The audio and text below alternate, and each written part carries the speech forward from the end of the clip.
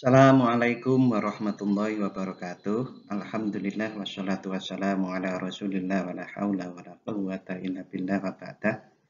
Rabbi shrah li sadri wa yassir li amri wa hlul 'uqdatam min lisani yafqahu qawli. Rabbi zidni ilma warzuqni fahma amin ya rabbal alamin. Saudara-saudari, alhamdulillah pada kesempatan kali ini kita akan mendiskusikan tentang penilaian otentik atau authentic assessment. Nah, ini dari bagian pembelajaran kita pada assessment pembelajaran. Saudara-saudari, mari kita mulai bersama-sama dengan membaca basmalah. Bismillahirrahmanirrahim.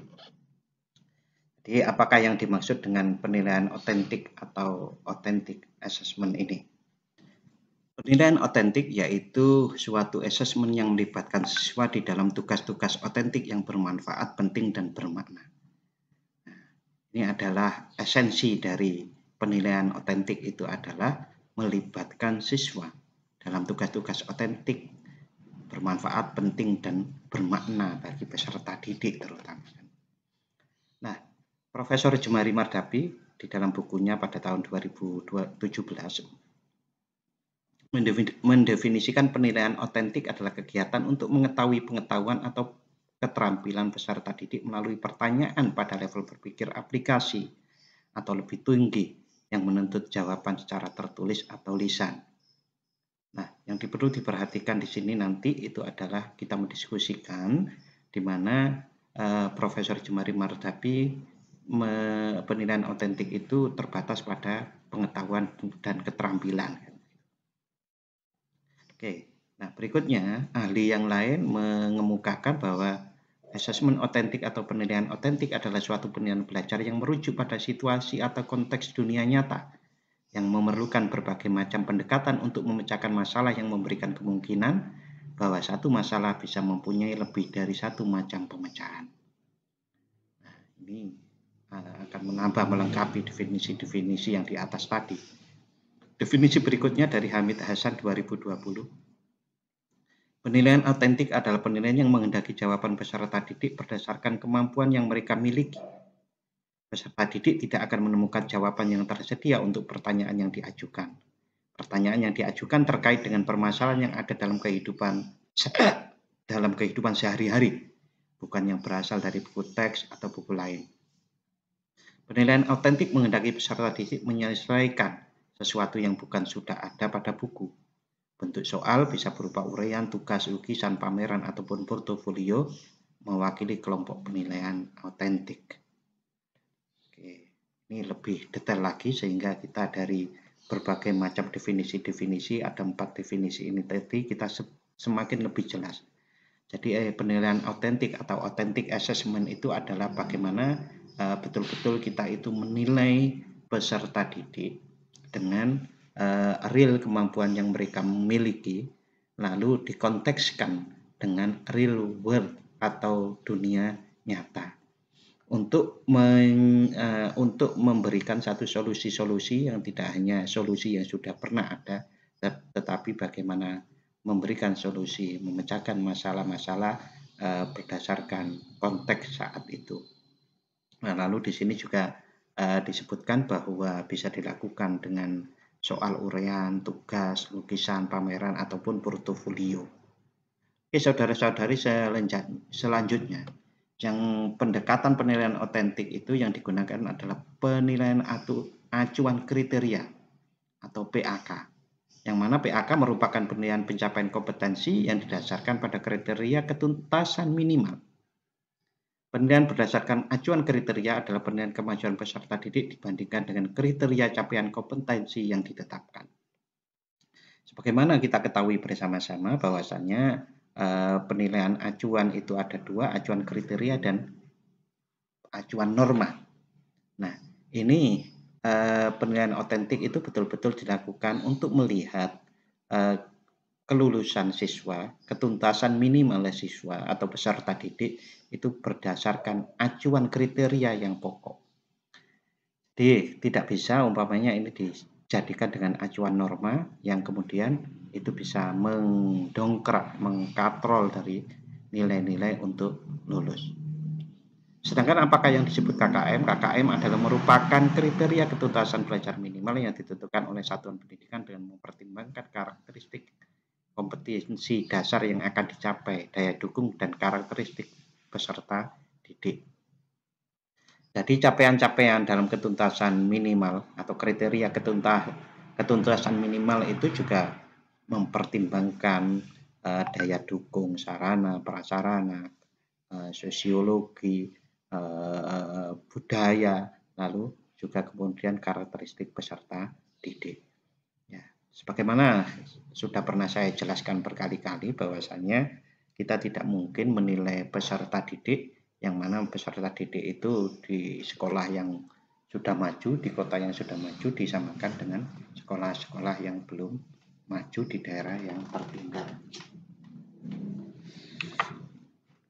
Berikutnya, saudara-saudari, bagaimana kebijakan pemerintah tentang asesmen autentik atau penilaian autentik ini? Ini bisa kita lihat di di dalam Peraturan Kementerian Pendidikan dan Kebudayaan RI nomor 53 tahun 2015 tentang penilaian hasil belajar oleh pendidik pada pendidikan dasar dan pendidikan menengah. Jadi di sini diungkapkan bahwa penilaian hasil belajar oleh pendidik adalah proses pengumpulan informasi bukti tentang capaian pembelajaran peserta didik dalam aspek sikap, aspek pengetahuan, dan aspek keterampilan yang dilakukan secara terencana sistematis yang dilakukan untuk memantau proses kemajuan belajar dan perbaikan hasil belajar melalui penugasan dan evaluasi hasil belajar. Nah, di sini konteks penilaian otentik itu ada di memantau proses ini terutama. Walaupun penilaian otentik itu sebagaimana kita pahami bukan hanya memantau proses tetapi juga hasilnya. Tetapi di sini kita sudah bisa memberikan landasan penilaian otentik di sekolah itu melalui aturan pemerintahan untuk memantau proses ini terutama. Jadi lingkup penilaian hasil belajar oleh pendidik mencakup aspek siswa, sikap, aspek pengetahuan, dan aspek keterampilan, yaitu afektif, psikomotorik, dan afektif, kognitif, dan psikomotorik. Nah, dari sini kita bisa mengembangkan penilaian otentik itu tidak hanya terbatas hanya penilaian yang mengukur kemampuan siswa di dalam bidang psikomotorik dan juga kognitif saja, tetapi juga afektif. Nah, di sini juga diungkapkan yang sangat dekat dengan penilaian otentik itu, yang nomor 3, penilaian hasil belajar oleh pendidik menggunakan berbagai instrumen penelitian berupa tes, pengamatan, penugasan perseorang anak atau kelompok, dan bentuk lain yang sesuai dengan karakteristik, kompetensi, dan tingkat perkembangan peserta didik. Jadi yang sangat dekat dengan penilaian otentik di sini adalah nanti pengamatan, penugasan, baik penugasan individual maupun kelompok. Oke. Saudara-saudari, ini kebijakan pemerintah dengan definisi penilaian otentik yang dikemukakan para pakar, insya Allah tidak bertentangan. Artinya ini bisa dikombinasikan dan diintegrasikan. Tujuan penilaian otentik ini menurut Profesor Edi Istiono tahun 2020, penilaian otentik menggeser dari penilaian melalui tes berdasar hasil saja menuju penilaian otentik mengukur sikap, keterampilan, dan pengetahuan berdasarkan proses serta hasil. Nah, dari sini apa yang diungkapkan oleh Profesor Edi Istiono pada tahun 2020 ini mengembangkan diantaranya bahwa penilaian otentik itu mengukur sikap, keterampilan, dan pengetahuan. Kita ingat bahwa tadi di atas itu salah satu definisi mengemukakan bahwa penilaian otentik itu adalah penelitian kognitif dan psikomotorik saja, pengetahuan maupun keterampilan saja. Tetapi dengan pendapat Profesor Edi Istiono ini kita bisa mengambil bahwa penilaian otentik itu juga mengukur sikap, keterampilan, dan pengetahuan. Lebih dalam lagi, penilaian otentik itu bisa untuk kita gunakan untuk meng-create makna baru suatu proses pembelajaran. Jadi pembelajaran tidak hanya sekedar transfer knowledge, transfer pengetahuan, tetapi bagaimana peserta didik kita ajak untuk mencoba memecahkan permasalahan-permasalahan baru yang paling baru. Nah, Dengan seperti itu maka akan ada makna baru dari suatu proses pembelajaran. Oke, yang berikutnya yang namanya penilaian otentik itu juga melatih keterampilan siswa untuk menggunakan pengetahuannya dalam konteks kehidupannya. Jadi permasalahan-permasalahan baru, makna baru, lalu konteks dengan kehidupannya, dan bisa kemudian memberi kesempatan siswa menyelesaikan permasalahan-permasalahan yang nyata. Oleh karena itu dengan hal seperti ini penilaian otentik itu sangat bagus sekali, walaupun kita juga tidak meninggalkan penilaian-penilaian konvensional. Jadi nanti kita akan mencoba mempelajari di pertemuan yang akan datang kita itu apa perbedaan antara penilaian otentik dengan penilaian konvensional. Nah, ini sebetulnya saling melengkapi nanti, tapi itu pembahasan untuk pertemuan yang akan datang. Jadi ini ada satu ungkapan tugas otentik. Tugas penilaian otentik itu menggunakan pengetahuan untuk mengerjakan tugas yang bermakna. Yang bermakna itu ya sesuai dengan konteks dibutuhkan, lalu kemudian dan itu mungkin prioritas atau penting. Jadi kita bisa dengan penilaian otentik itu mengkontekstualisasikan pengetahuan-pengetahuan yang sudah ada di kehidupan sekarang untuk menyelesaikan permasalahan baru yang real world yang ada di dunia ini. Nah, dan juga itu berguna bagi peserta didik dan juga itu prioritas, sehingga itu lebih menarik sebetulnya. Nah, dari pembelajaran penilaian otentik ini kita bisa tarik kemudian bahwa materi-materi pembelajaran itu juga bisa harus berdasarkan kontekstual, berdasarkan real world gitu. Walaupun kita tidak meninggalkan seluruh aspek yang ada di dalam siswa. Kadang-kadang real world itu tidak hanya yang bisa di indera oleh panca indera, tapi real world itu adalah permasalahan yang real. Permasalahan itu bisa jadi juga dibalik dari apa yang ada di indera itu. Oke, jadi kemudian tugas penilaian otentik itu diantaranya juga menggunakan kombinasi pengetahuan dan keterampilan. Yang ketiga menghasilkan produk yang berkualitas, ya karena sesuai dengan keadaan baru yang terkini yang mempunyai makna untuk diselesaikan sehingga disebut berkualitas. Menggunakan standar dan kriteria asesmen, capaian-capaian kriteria pembelajaran itu kita gunakan. Tugas penilaian otentik juga bisa mendorong peserta didik untuk menggunakan berbagai cara untuk memecahkan masalah, tadi sudah dijelaskan. Kemudian juga memberi tantangan kepada peserta didik. Tantangan kepada peserta didik ini diantaranya adalah dengan kita mencoba melakukan prediksi-prediksi masa depan permasalahan-permasalahan yang muncul, yang kemudian itu untuk coba dikontekskan dengan pengetahuan dan keterampilan pembelajaran yang ada sekarang untuk digunakan memecahkan permasalahan prediksi di masa depan itu. Contohnya, saat seseorang itu menggunakan chip yang membantu otak sebagaimana yang dikembangkan oleh Elon Musk sekarang ini, itu kita bagaimana nanti memecahkannya dalam hal pendidikan agama Islam. Seseorang mempunyai keterampilan yang mempunyai pengetahuan yang begitu banyak karena dibutuh oleh chip-chip yang ditanamkan di otak lalu membantu manusia untuk menguasai ilmu pengetahuan, itu bagaimana cara penerapannya di dalam kehidupan beragama, di dalam melaksanakan ibadah-ibadah. Seharusnya lebih berkualitas. Nah, kita bisa memprediksi tidak setiap orang yang mempunyai pengetahuan banyak itu kemudian akhlakul karimanya, implementasi dari pengetahuan keberagamaan itu juga baik. Maka kita mencoba merumuskan, memberi tantangan kepada peserta didik untuk memecahkan permasalahan-permasalahan tersebut. Oke, berikutnya karakteristik penilaian otentik itu melibatkan pengalaman nyata, tadi sudah dibahas, lalu dilaksanakan selama dan setelah proses pembelajaran berlangsung. Jadi tidak hanya di ujian mid semester maupun ujian tengah semester, akhir semester saja. Mencakup penilaian pribadi dan refleksi. Jadi ada refleksi di sini. Jadi bagaimana merefleksikan ilmu pengetahuan, apa yang sudah ada, apa teori-teori yang sudah berkembang itu untuk kehidupan sekarang. Ada refleksinya. Lalu apa yang sudah kemudian dilakukan oleh peserta didik, merefleksikan, kemudian ketepatan atau kesesuaian dengan teori-teori yang berkembang ini. Ini sangat penting sekali terutama di dalam pendidikan agama Islam. Yang berikutnya ini karakteristik penilaian otentik itu mengukur keterampilan dan performansi, bukan mengingat fakta.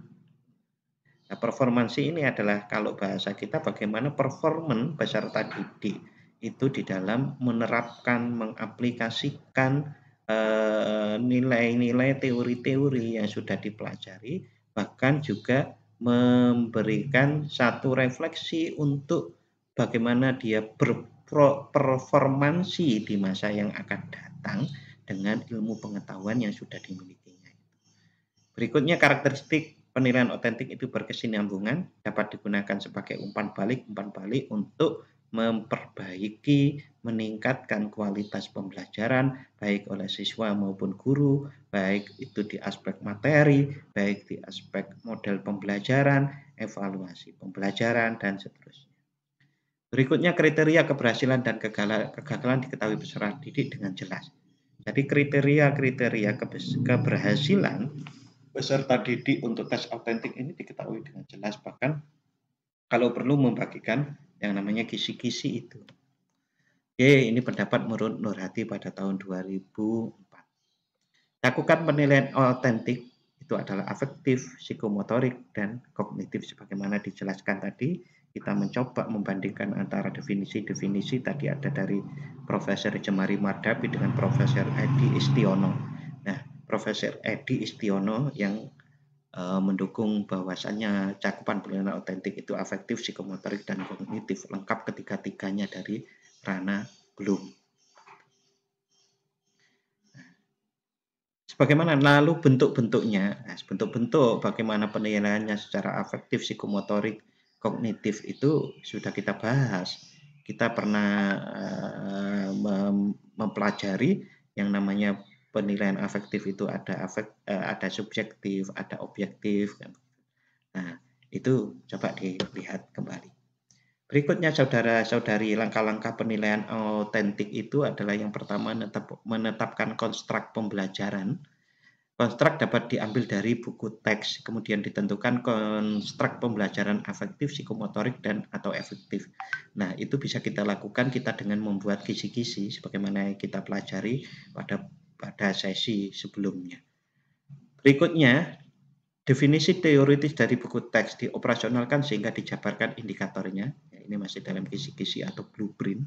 Lalu kemudian penyusunan rubrik pedoman penskoran atau penafsirannya ini sudah kita pelajari di pertemuan yang sesi sebelumnya, dan ini sama. Oke, berikutnya saudara-saudari, bentuk asesmen, deskripsi dan manfaatnya ini saya ambil dari bukunya Profesor Jemari Mardapi. Asesmennya bisa bentuknya wawancara, nah guru menanyakan kepada peserta didik. Nah, pertanyaannya apa? Tentu diambil dari sini tadi. Sampai ada indikator di sini yang di kisi-kisi itu. Berapa nilainya, ada skornya kan. Nah, manfaatnya untuk wawancara ini adalah informal dan konteksnya luas karena kita wawancara. Lalu asesmennya bentuknya siswa kita minta untuk bercerita. Peserta didik menceritakan ide utama suatu teks atau suatu video atau drama dan lain-lain. Ini nanti siswanya itu laporan lisan yang dapat diskor dengan menggunakan rubrik atau rating. Jadi laporan lisannya dari siswa itu kita bandingkan dengan rubrik yang sudah kita buat. Nah, ini bisa diskor. Contoh tulisan ini seperti membuat makalah ya. Ini dokumen tertulis yang dapat diskor isi dan kalimat dengan menggunakan rubrik. Nah, penentuan penilaian skor di rubrik untuk tulisan tentu harus mempertimbangkan terutama tata bahasa yang baik, lalu kemudian isinya sendiri, rujukannya, rujukan itu artinya tidak plagiasi dan seterusnya. Ada asesmen yang bentuknya proyek atau pameran, peserta didik mengerjakan proyek individual atau kelompok. Umpamanya satu kelompok diminta untuk mengerjakan proyek membuat kain kafan. Nah, kain kafan itu jumlahnya ada yang 5 lapis. Nah, 5 lapis itu apa saja? Ada yang utuh, ada yang seperti serban, ada yang sarung, ada yang khamis. Nah, itu kemudian di proyek itu dinilai. Eksperimen atau demonstrasi peserta didik melakukan eksperimen atau mendemonstrasikan materi pembelajaran. Umpamanya demonstrasi praktek memandikan mayit, umpamanya seperti itu. Lalu respon yang dikonstruksi dengan item, peserta didik memberi respon tertulis, laporan tertulis di skor dengan rubrik atau skala rating. Jadi kita membuat satu respon seperti skala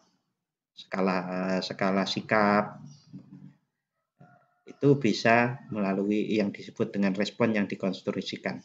Jadi setuju, sangat setuju, tidak setuju maupun ragu-ragu, itu namanya respon. Nah, itu respon peserta didik terhadap pernyataan-pernyataan. Kita juga bisa membuat pernyataan umpamanya dari kasus-kasus yang terjadi saat ini yang kita lihat di media maupun di internet, lalu kita buat skor responsinya. Jadi umpamanya apakah Anda setuju dengan perbuatan si A yang ada di berita-berita itu. Yang ketiga, observasi guru. Nah, ini guru mengamati atensi, respon atau interaksi peserta didik, pengamatan ruang kelas, merekam hasil pengamatan, pengamatannya direkam atau catatan-catatan anekdot, skala di retoing gitu. Nah, catatan-catatan anekdot yang dimaksud di sini itu adalah bagaimana kita membuat satu anekdot yang kemudian direspon oleh para siswa. Nah, dengan seperti itu, dengan pembelajaran penilaian seperti itu bervariasi dan kemudian kadang peserta didik tidak tahu kalau mereka itu sedang kita nilai. Padahal yang namanya pengetahuan bahkan sikap itu bisa dilihat dari seseorang menyikapi atau merespon sebuah anekdot. Berikutnya portofolio. Fokus pada koleksi karya peserta didik untuk menunjukkan kemajuan antar waktu.